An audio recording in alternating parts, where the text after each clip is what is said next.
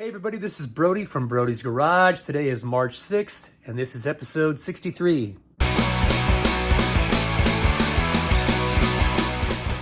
What's up everybody? Brody here with another update, and I'm going to try to make this a brief one because there's not a whole lot of major progress going on. In fact, I've taken a few steps backwards, and I'm going to talk about those right now. So basically, I've decided to redo a lot of things that I did the first time around that I just wasn't that happy with. Some of them are cosmetic things, and some of them are just outright blunders. Okay, to start things off, you'll notice that I removed the Holly logo, which was embossed here on the upper intake plenum. This was already powder coated and done and everything, and I just decided, I just don't like it.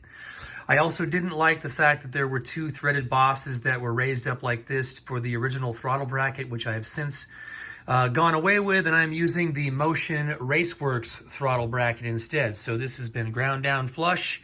It was all powder coated satin black, and now it's going to have to be done again. While I was at it, I decided to grind this down and match the shape of my throttle body to the plenum, or vice versa rather, so that this is a nice smooth transition rather than the raised step that it used to be. So I think this is going to look about 100% nicer than it did the previous time. I had my friend Andrew Rees do some welding for me. I redid the inlet filler neck here because it came out and then it did like a hard 90 or a 45 and then was pointing down, and it was still rubbing the bottom side of my cold air tube. So got a new one, cut it off, angled it in. He welded it in for me, and he also welded in this steam vent port bung right there. The first one we did the last time around, it was cracked and it was leaking, so that's all new. Mounted my radiator and fans, at least temporarily right now. I'm going to have to cut probably a 6-inch diameter hole right about there for the turbo air filter to go through, and we're going to talk about the turbos in just a minute. I got a new fitting for my valve cover so that it makes a nicer angle to come over to the breather, and I'm going to have to cut that hose. I've got a couple new 120-degree fittings that bend back, which tuck the hose neatly back there instead of the 90s that it used to be. As a matter of fact, the hoses used to come out straight and then kind of do their own curve, so this is going to be a lot tighter. You may notice that I've got a set of inner fender panels in the car now, which I did not have before. When I first put my TCI suspension in, it came with a set of aluminum inner fender panels, and the original way that I had my turbo downpipes routed was they came out, they went to the outside of this down bar, and then back down towards the bottom of the firewall there. I decided I was going to end up cutting so much of this material out that what's the point of even having them, so I just threw them in the dumpster, literally. Now I've decided to rethink things, and I'm going to now redo my turbo mounts and my downpipes and my cold air tubes, and I'll explain why. But I'm going to route my downpipes to the inside of this tube now and come this way. So that made the decision to get another set of fender panels. And I've already started modifying these because the turbos hang over here to the sides just a little bit and they poke through this. I'm going to end up trimming this out even further, probably about another inch all the way around.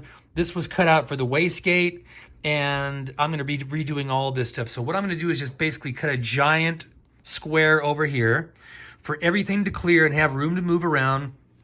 I'm going to come back on this side and I'm going to build another panel to box it back in. So it'll be inset like this, and I'll have to turn the tire and maybe even drop the coil spring a bit so I can make sure I've got full travel in there and it doesn't hit anything. You'll also notice I mounted my power steering reservoir up here.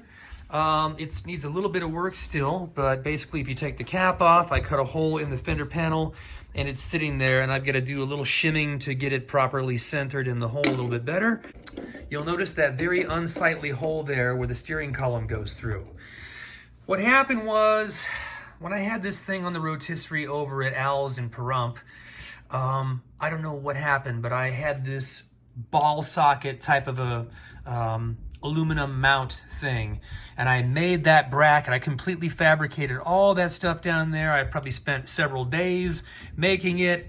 I had the steering column in place. I made some marks. Fast forward to putting the column back in, the column was over this way, and so the whole thing was cocked at an angle like this. The steering wheel was crooked. You could totally see it, and I couldn't believe it. I was like, what did I do wrong? So long story short, yesterday I finally pulled the trigger and I said I'm going to fix this thing. So I took this piece of metal out, which was basically plug welded around there, and this acted as sort of a backing brace for the polished aluminum ring. And I popped that thing out and basically just kept grinding that hole further and further that direction until I got the steering column straight up and down where I need it. In the process, I also had to modify my steering shaft because, you know, you move that and it changes the geometry of the U-joint and everything. As you can see, it's pretty tight, but there is room for clearance there. And now I've already designed a new bracket that's going to go up around this thing and bolt through the firewall. And basically it's going to cover all this stuff up and hide it. And I'm going to utilize a piece of 2-inch inside diameter tubing that will go around this as sort of a sleeve, and the column will go through it.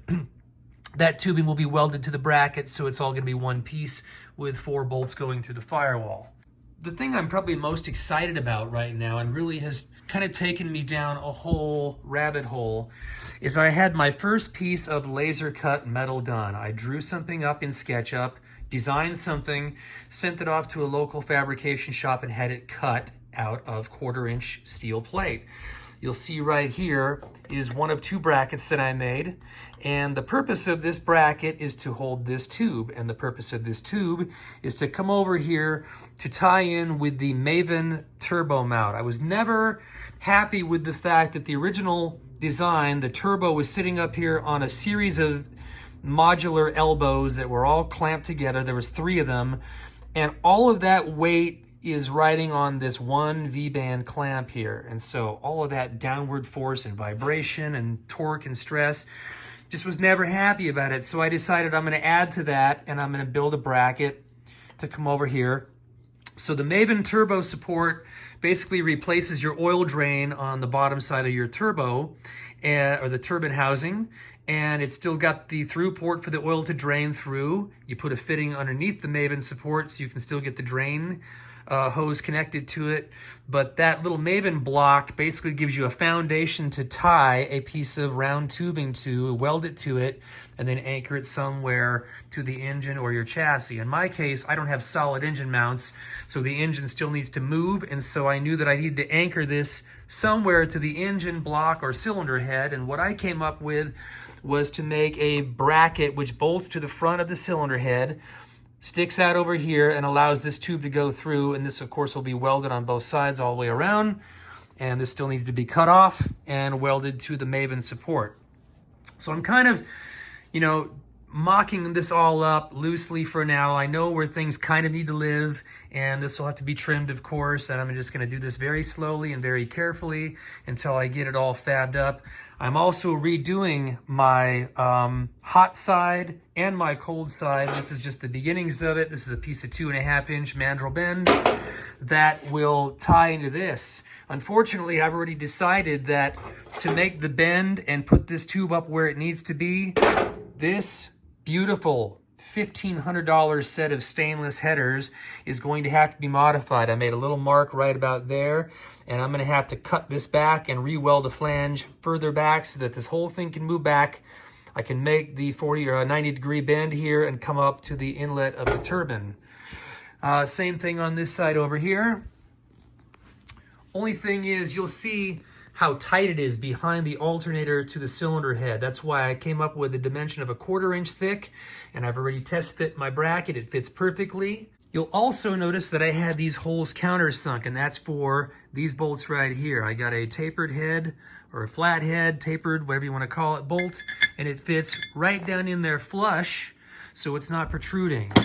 So the idea is I've got to pull off the alternator and the AC compressor so that I can fully secure those. So yeah, this has totally got me down the rabbit hole of wanting to basically fabricate or CNC machine or laser cut everything now. So I've redone my design for my radio bezel, my glove box door. I'm probably going to have some pieces of the center console made this way, and I'm just drawing it up in SketchUp, sending it off to a fabrication place. I used a local place here in town for this one, but I'm going to try to get as many designs as I can and send them all in bulk and do this in one thing. And there's a place called Send Cut Send, which is very popular, and I'm thinking about using them for my next order. I also need to make a couple of brackets, 4 to be exact, to mount my AC condenser up here. And I decided to make it so that they bolt to the bottom and the top of the radiator core support. So yeah, but here's the thing.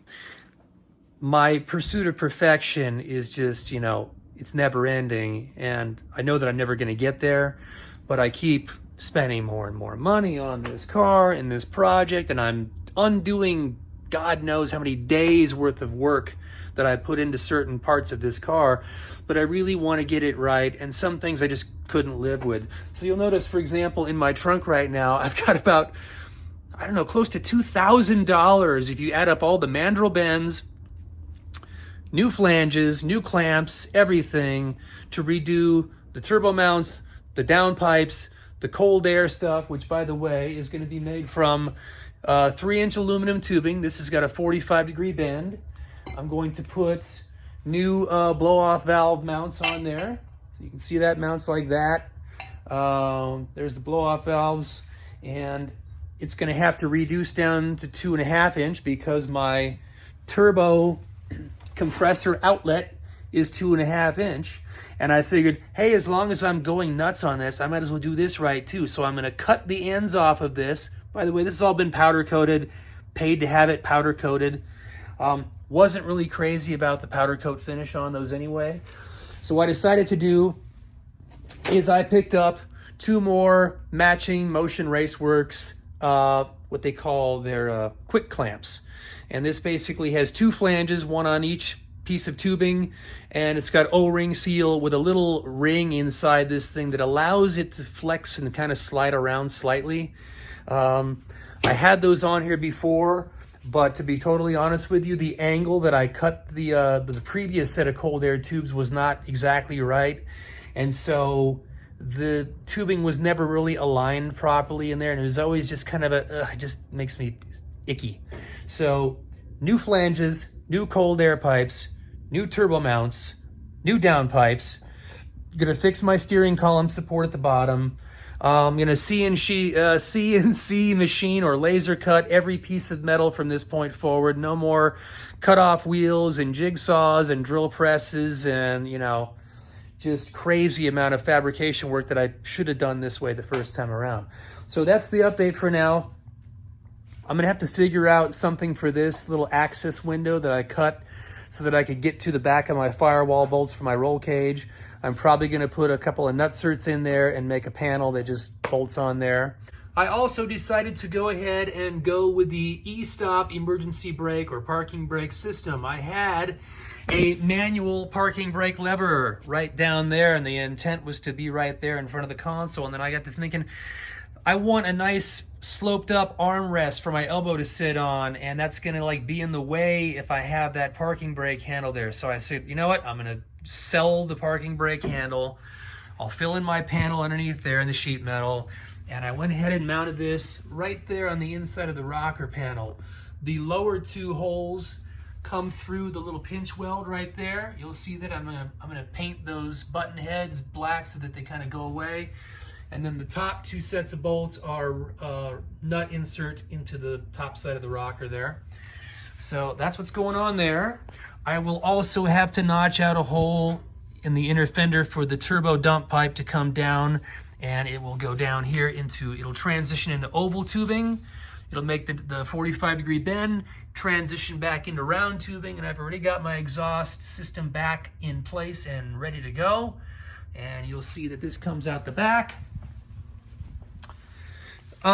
These are the rectangular tips that I had on there before, and my plan is to French this in. I'm gonna weld in a lip around this to kind of really finish that off nicely.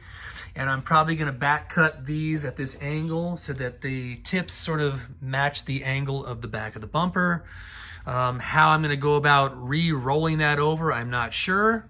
At any rate, those are the updates for right now. I'm going to be busy for quite a while redoing all of that plumbing in the front end. And then when that's done, I'll put the fenders back on. I've still got air conditioning lines and heater hoses to run before I put those fenders back on. So I'm going to route all that stuff. I'm going to continue working on the dash. I'm going to get the AC unit installed back underneath. I already installed my wiper transition arm, and that's in place. Yeah. I will say this, every time I walk out here or walk in through the garage, I take a look at this thing and I'm still pretty stoked about the way the paint turned out. Is it perfect? No, but it's pretty damn good and I'm pretty happy with it. There's still some buffing to do and a couple little boo-boos to fix, but overall, I gotta say, it looks really good and I can't wait to just be done with this thing, shine it up and go out for a cruise. So until the next episode, folks, take care and hope that you are inspired by all my work and hopefully you learn something from my mistakes. That's the most important thing. Take care, everybody.